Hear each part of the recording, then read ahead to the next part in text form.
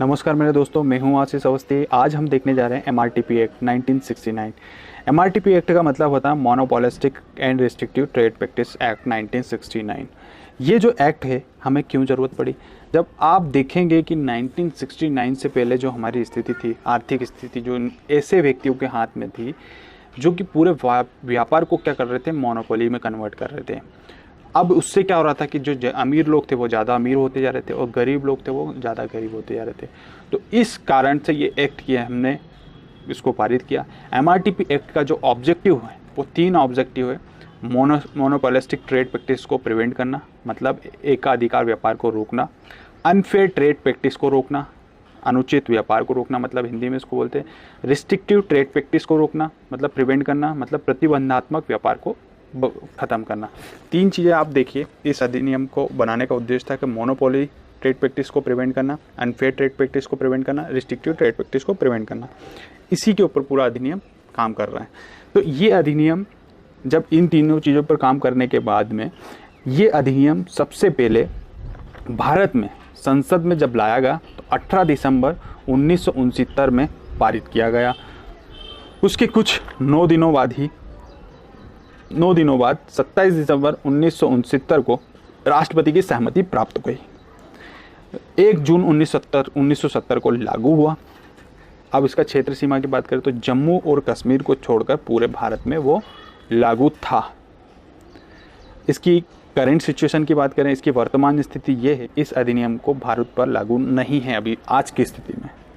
इसे 2009 में रिपील कर दिया गया है, उसके स्थान पर कंपटीशन एक्ट को ला दिया गया है। तो अभी देखा जाए, और उसके साथ में जो उसमें क्या बोलते हैं एमआरटीपी एक्ट में जो उसका कमीशन हुआ करता था, एमआरटीपी आयोग, मतलब एमआरटीपी आयोग को हमने कंपटीशन कमीशन के द्वारा बदल दिया गया। मतलब एमआरटीपी एक्ट में एमआरटीपी आयोग हुआ करता था और कंपटीशन एक्ट जो अभी हमारे करंट सिचुएशन में है उसमें कंपटीशन कमीशन, प्रतिस्पर्धा आयोग द्वारा बदल दिया गया है एमआरटीपी आयोग को। इसके बाद हम बात करें कि इस एक्ट को किसकी सिफारिश पर लाया गया, तो एमआरटीपी एक्ट जो है दत्त समिति की सिफारिश पर लाया गया था। दत्त समिति, जब संसद में ये प्रस्ताव रखा गया तो हमने एक समिति बनाई जो थी दत्त समिति। दत्त समिति ने अपनी रिपोर्ट पेश करी। रिपोर्ट पे ये बताया कि जो हमारी आर्थिक शक्ति का जो संकेंद्रीकरण है वो ऐसे हाथों में है जो मार्केट को पूरा मोनोपोली बना रहे हैं। कंज्यूमर का जो है वो गलत तरीके से यूज़ कर रहे हैं, गलत तरीके से उनको प्रोडक्ट दे रहे हैं, गलत कीमतों को दिखा रहे हैं, भ्रामक विज्ञापन दे रहे हैं। तो उन्होंने अपनी रिपोर्ट में बोला कि भैया अमीर व्यक्ति इससे अमीर होता जा रहा है और गरीब व्यक्ति गरीब होता जा रहा है। उन्होंने ये भी बताया कि इस तरह से इसमें सुधार करने की ज़रूरत है, जिससे ये एमआरटीपी एक्ट की ज़रूरत लगती है। इसलिए उन्होंने अपनी रिपोर्ट में बताया कि इसकी हमें ज़रूरत लगती है। इसके बाद में हम देखें कि एमआरटीपी एक्ट किन पर अप्लीकेबल नहीं होता है, किन ऐसी उपक्रम है जिन पर लागू नहीं होता है। अब आपको मालूम है कि जो रेलवे डिपार्टमेंट हुआ, हमारी बैंक हुई या कोऑपरेटिव सोसाइटीज़ मतलब कंपनीज़ हुई, तो आप देखें जिनका स्वामित्व, जिसको अंडरटेकिंग कर रखा है गवर्नमेंट ने, ऐसी जो कंपनीज़ हैं उन पर ये एक्ट लागू नहीं होगा। मतलब सरकार द्वारा जिनको अंडरटेकिंग किया कर रखा है, ऐसे उपक्रमों को इस अधिनियम को लागू नहीं हुआ करता था। केंद्र सरकार या राज्य सरकार द्वारा जो स्थापित की गई कंपनियां हैं उन पर भी यह अधिनियम नहीं लगेगा। ट्रेड यूनियन, इन पर भी यह अधिनियम लागू नहीं होता था। इसके बाद में जिन कंपनियों का केंद्र सरकार द्वारा कंट्रोल किया जाता था या उनके ऊपर कंट्रोल कर लिया गया है, उन पर भी यह अधिनियम नहीं लागू होगा।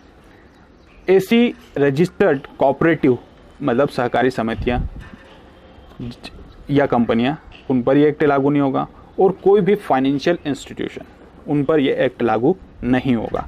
इसके बाद हम बात करें कि जो इसके ऑब्जेक्टिव, मैंने आपको क्या बोला था, यह अधिनियम बनाने का उद्देश्य जो है वो 3 चीज़ें हैं। सबसे पहले मोनोपोलिस्टिक ट्रेड प्रैक्टिसेस को रोकना, दूसरा अनुचित व्यापार को मतलब अनफेयर ट्रेड प्रैक्टिस को रोकना, तीसरा रिस्ट्रिक्टिव ट्रेड प्रैक्टिस को रोकना। अगर आपने ये 3 चीज़ों को रोक लिया तो हम सफल हो जाएंगे। इस एक्ट के जो उद्देश्य होंगे वो सफल हो जाएंगे। तो आपको इन तीनों चीज़ों को आपको समझना पड़ेगा। तो हम सबसे पहले समझते हैं मोनोपोलिस्टिक ट्रेड प्रैक्टिस होती क्या है। तो आप देखेंगे मोनोपोलिस्टिक ट्रेड प्रैक्टिस में क्या होता था कि मार्केट में जो व्यापारी गण हुआ करते थे, इस तरह से प्रोडक्ट मैन्युफैक्चरिंग और सर्विस पर मार्केट में इस तरह से कंट्रोल कर लिया करते थे कि उन्हीं की मोनोपोली चलती थी। वो किसी को अपने कंपटीशन में किसी को आने ही नहीं दिया करते थे। तो यदि अगर उनकी मार्केट में मोनोपोली चलेगी तो क्या होगा, मार्केट से मोनोपोली कंपटीशन खत्म हो जाएगा, और कंपटीशन खत्म हो जाएगा तो वो क्या करेंगे, दूसरा पॉइंट, अब उससे ये होगा कि प्रतिस्पर्धा खत्म हो गई तो मार्केट में जो होगा वो, तीसरा पॉइंट है कि वो उचित लाभ मतलब अपनी अननेसेसरी अनरीजनेबल प्राइस बढ़ाएंगे। चौथा, वे अपनी गुणवत्ता को अपने अनुसार, मतलब अगर वो ख़राब बेच रहे हैं तो भी व्यक्ति लेंगे, क्योंकि आप मार्केट जो है वो मोनोपोली बन चुका है। अब उसका कोई अल्टरनेट मार्केट में मिलेगा नहीं तो आपको खरीदना ही पड़ेगा। अब आपको कोई नॉलेज ही नहीं रहेगा कि सामने आप दूसरे प्रोडक्ट में इस तरह की क्वालिटी होती है, जब आपको मालूम ही नहीं है तो आप वही चीज़ खरीदोगे। अब वो ख़राब हो या किसी भी क्वालिटी का, आपको मजबूरी है वो चीज़ को खरीदने के लिए। दूसरी बात आती है अनफेयर ट्रेड प्रैक्टिस। इस अधिनियम का जो दूसरा उद्देश्य है कि इसको रोकना, क्योंकि आपको मालूम है कि अब अगर मार्केट में मोनोपोलिस्टिक ट्रेड प्रैक्टिस होने लग गई, मतलब इन चीज़ों को रोकना। मोनोपोलिस्टिक ट्रेड प्रैक्टिस क्या होती है कि भैया मार्केट में मोनोपोली बना लेना अपना किसी भी तरीके से। जैसे आप इसका उदाहरण समझे कि जियो कंपनी जब आई थी उसने फ्री में डाटा लोगों को देने लग गई, है ना, बहुत सारी इंटरनेट फ्री देने लग गई, सब कुछ कॉल फ्री देने लग गए, सालों भर उन्होंने ये सर्विस फ्री दी। उससे हुआ क्या, वास्तव में उसकी मोनोपोली मार्केट में बन गई। जो उसके प्रतिद्वंदी थे वो मार्केट से ख़त्म होते गए। पहले यूनिनोर गए, मतलब बहुत सारी वोडाफोन गए, फिर मतलब कंपनियां जो हैं वो एक दूसरे में मर्ज होने लग गई, डोकोमो ख़त्म हो गई, है ना, तो रिलायंस ख़त्म हो गया। तो ये जो प्रतिद्वंदी थे वो ख़त्म होने लग गए। अब हुआ क्या, लास्ट में जो थे वो गिने चुने बचे, तो कंपटीशन होना संभव हुआ नहीं। तो अब इन्होंने अपनी मोनोपोली बनानी मार्केट में। अब यदि मोनोपोली बना ली तो अब ये अगर डाटा का रिचार्ज जो है वो 1000 रुपये में बेचेंगे तो लोगों को खरीदना पड़ेगा। क्यों, गिनी चुनी तो कंपनियाँ हैं। अब जो रेट वो डिसाइड करेंगे उसी पे आपको काम करना पड़ेगा, उसी में आपको रिचार्ज कराना पड़ेगा। तो उससे क्या होता है, पहले ये मार्केट को कंट्रोल करते हैं, जो मार्केट में सर्विसेज होते हैं, प्रोडक्ट्स होते हैं, उनको कंट्रोल कर लेते हैं। उसके बाद में कंपटीशन खत्म कर देते हैं, अपनी प्राइस को इंक्रीज़ करना चालू कर देते हैं। अब आपको मालूम है जियो आ गया, शुरू में तो बहुत अच्छा चल रहा था, लेकिन अब मार्केट में ऐसी सिचुएशन है कि वो बिल्कुल उसका जो सर्विसेज है, जो इंटरनेट है वो बिल्कुल लो हो गया है, कॉल भी एक बार में लगती नहीं है। तो बहुत सारी समस्या आने की, क्योंकि क्वालिटी गिरा देते हैं, क्योंकि कंपटीशन रह नहीं जाता ना मार्केट में, तो वो करेंगे क्या, वो जैसा आपको देंगे आपको खरीदना पड़ेगा, आपके पास कोई चांसेस बचते नहीं, दूसरी चीज़ को आप ले नहीं सकते। तो ये होता है मोनोपोली। इस तरह की जो ट्रेड करते हैं, इस तरह का जो काम करते हैं, उस पर रोक लगाना होता है। इसको बोलते हैं मोनोपोलिस्टिक ट्रेड प्रैक्टिसेस। इन आप देखेंगे कि केस भी चल रहे हैं ऐसी कंपनियों के ऊपर, तो चालू है अभी। अब दूसरी किस चीज़ पे रोक लगाना, अनफेयर प्रैक्टिस पे। अनफेयर ट्रेड प्रैक्टिस क्या होती है कि आपको क्या करेंगे कि भैया सेकेंड हैंड माल नया बताकर बेच रहे हैं। अब जो कंपनियों ने अपनी मोनोपोली बना ली है, अब वो आपको कुछ भी टिकाएंगे, मतलब सेकेंड माल खरीदेंगे और उसको नया कर देंगे, रिफर्निश कर देंगे और नया बोल के बेच देंगे। या भ्रामक विज्ञापन देंगे। कुछ कंपनियां ऐसी होती है कि कुछ ऐसे विज्ञापन देती है कि व्यक्ति लालच में आकर उनसे प्रोडक्ट खरीदने लग जाता है। अब भ्रामक विज्ञापन करोगे तो पहले तो इतनी अवेयरनेस नहीं थी, तो लोग उन खरीद भी लेते थे कि भैया अरे इसमें इतना है, है ना। चौथा पॉइंट है कि जो उसकी गुणवत्ता हुआ करती थी, उसकी मानक शैली हुआ करती थी, उसके बारे में भ्रामक विज्ञापन दे रहे हैं, रिप्रेजेंटेशन कर रहे हैं, मिसलीडिंग कर रहे हैं, मिस रिप्रेजेंटेशन कर रहे हैं। तो जो उसकी उपयोगिता या आवश्यकता या गुणवत्ता मानक शैली के आधार पर जो वो व्यक्ति वस्तु खरी नहीं उतरती है, और आप उसको विज्ञापन में दिखा रहे हो कि अरे इसमें तो इतनी अच्छी क्वालिटी, इतना अच्छा सब कुछ है, तो ऐसी इस तरह के एडवर्टाइज करना भी प्रिवेंट था। और अब क्या हो कि जो प्रोडक्ट की प्राइस हुआ करती थी, जो उनकी कीमत हुआ करती थी, उसके गलत दावे करते थे, गलत चीज़ें बताते थे, गलत तथ्य पेश करते थे। प्रोडक्ट की जो स्पेसिफिकेशन था, फीचर्स थे, वो उसको गलत तरीके से बताते थे कि भैया ये इसमें फीचर्स है। आपको मालूम होगा पहले आप जब मार्केट में जाया करते थे तो बोलते अरे इसमें तो ये भी है, इसमें ये भी है, लेकिन जब यूज़ करते थे तो मालूम पड़ता है अरे डुस, कुछ भी नहीं है इसमें। तो सातवां पॉइंट ये बोल रहा है कि आपने बिना टेस्टिंग के आधार पर आपने उसको गारंटी भी देना चालू कर दी, वारंटी भी देना चली। गारंटी वारंटी की कुछ रूल्स होते हैं, आप उसको टेस्टिंग करो, टेस्टिंग के बाद आपको लगता है कि ये इतना सर्विस दे सकती है, इसकी ड्यूरेबिलिटी है, उसके आधार पर आप उसकी वारंटी गारंटी देते हो मार्केट में। तो ये क्या है, unfair trade practice. Unfair trade practice मतलब आप गलत विज्ञापन पेश कर रहे हैं, गलत फीचर्स बता रहे हैं, उसके गलत तथ्य पेश कर रहे हैं। अब वो उस तरह की वस्तु है ही नहीं, उसका भ्रामक विज्ञापन कर रहे हैं, मिस प्रेजेंटेशन कर रहे हैं, मिसलीडिंग कर रहे हो कंज्यूमर को, गलत कीमतें बता रहे हैं, उसको गलत तथ्य पेश कर रहे हैं उसके बारे में, झूठी गारंटी वारंटी पेश कर रहे हैं। तो ये अनफेयर ट्रेड प्रैक्टिसेस होती है। इसके बाद में हम रिस्ट्रिक्टिव ट्रेड प्रैक्टिसेस, ये एक ऐसी रिस्ट्रिक्टेड ट्रेड प्रैक्टिस हुआ करती थी जिस पर MRTP ने रोक लगाई थी, जिसको अगर मार्केट इस तरह के व्यापारी अगर इस तरह का कुछ करते थे तो उस पर बिल्कुल पेनल्टी वगैरह बिल्कुल लगाया करते थे, उस पर रोक थी।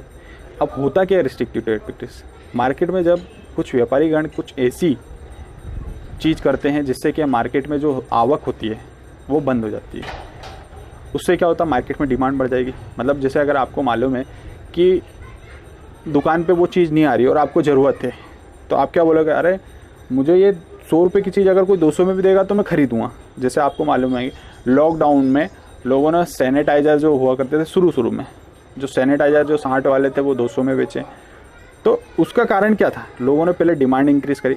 आप इस चीज़ को समझें कि अपनी प्रोडक्ट की, अपने व्यापार को अधिक लाभ देने के लिए जो प्रोडक्ट लोगों बना रहे हैं उसको अधिक महंगा बेचने के लिए, अब अधिक महंगा बिकेगा तो ज़्यादा लाभ भी होगा।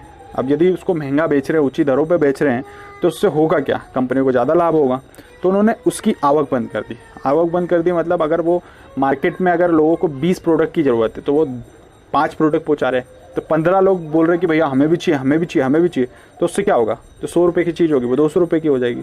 मान लो कि आप इंदौर में अगर आपको मान लो कि एक मोहल्ले में 100 किलो प्याज लगता है, आलू 100 किलो लगता है। अब आपने उस मोहल्ले में जो बिक्री करना चालू करी है वो 10 किलो आलू प्याज पहुंचाना चालू करा। अब लोगों को 90 किलो जो और ज़रूरत होगी उसकी ज़रूरत कैसे पूरी होगी, तो उसकी आवक रोक देना। यदि आवक रुक जाएगी, उन मैन्युफैक्चररों को उनको कैपिटल जो है उनको नहीं पहुंचाएंगे मैन्युफैक्चरिंग करने के लिए, उससे क्या होगा, उससे ये होगा कि जो ट्रेड की जो बहुत सारी चीज़ें बनना बंद हो जाएगी, उससे कंपटीशन खत्म हो जाएगा, डिमांड इंक्रीज़ हो जाएगी, लोगों मांगने लग जाएंगे हमको भी चाहिए, हमको भी चाहिए।